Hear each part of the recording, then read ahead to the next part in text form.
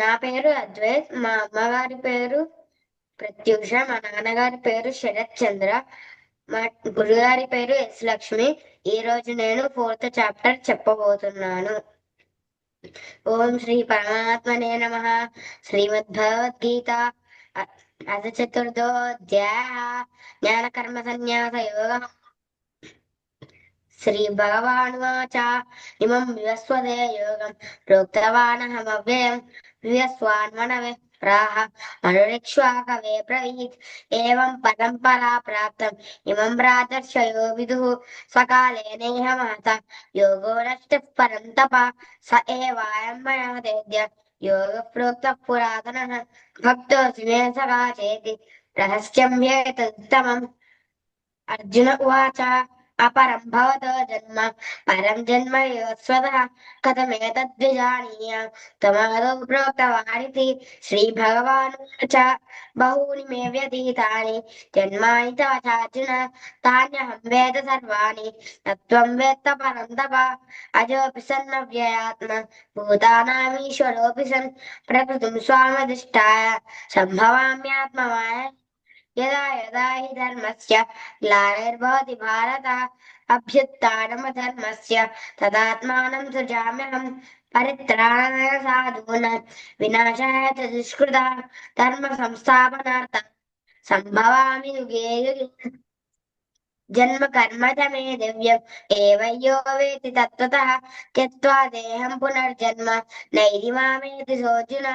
वीतरागभयक्रोधा मन्मया मामुपाश्रिताः बहवो ज्ञानतपसा भूता मद्भावमागताः ये यथा मां प्रपद्यन्ते तां तथैव भजाम्यहम्. ममत्मानुवर्तन्ते मनुष्याः पार्थ सर्वशः काङ्क्षन्तः कर्मणां सिद्धिं यजन्त हि देवताः. क्षिप्रं हि मानुषे लोके सिद्धिर्भवति कर्मजा चातुर्वर्ण्यं मया दृष्टं गुणकर्मविभागयोः गुणकर्मविभागशः कर्मविभागशः तस्य कर्तारमपि मां विद्यकर्तारमव्ययं न मां कर्माणि लिम्पन्ति न मे कर्मफले स्पृहा इति मामेवाभिजानाति कर्मभिर्न सपद्यते.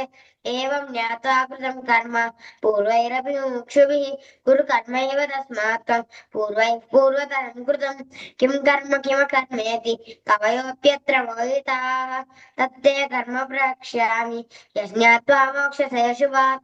कर्मणो ह्यपि बोद्धव्यं च विकर्मणः अकर्मणश्च बोद्धव्यं गहना कर्मणो गतिः.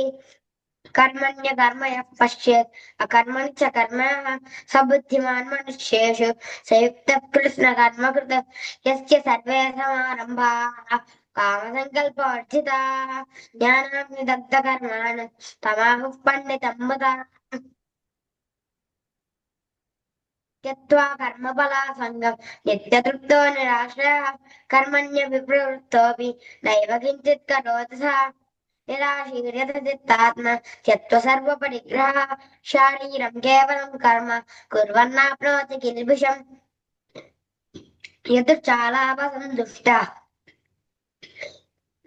यदुर्चालापसन्तुष्टः द्वन्द्वातीतो विमत्सरः समसिद्धावसिद्धौ च कृत्वापि निबध्यते कथसङ्गस्य मुक्तस्य ज्ञानावस्थितचेतसः यज्ञायाचरतः कर्म समग्रं प्रविलीयते.